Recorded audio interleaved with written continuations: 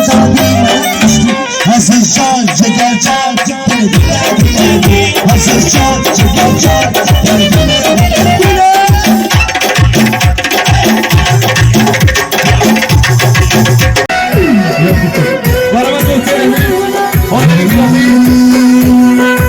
وقتی آن اسلسی شاه اومدی کنم و خانه ای با دوست بدم مرا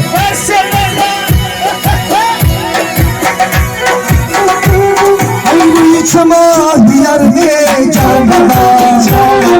زلفیشیا دیار می جان بابا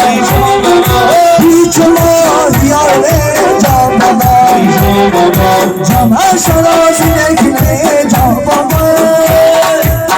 مواجه بخواه با گوشه بکنیم شاه مالکا و خانه ای با ایلا حسانه آقای باشه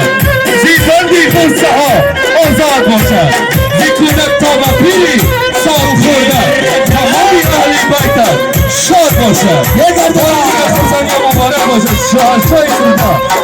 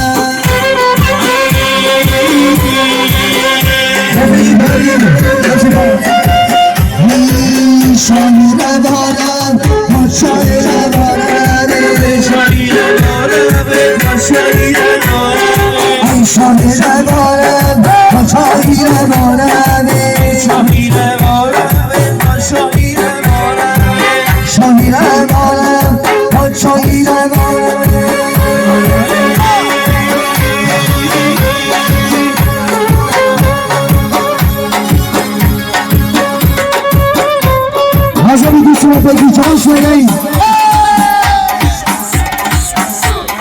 حسن حوشی شما چه بگی جان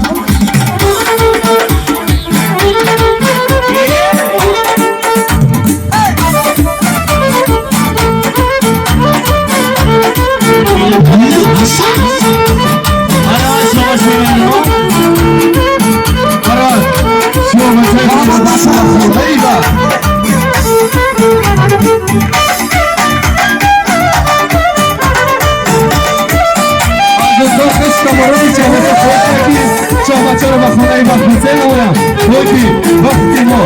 غافی رسید برای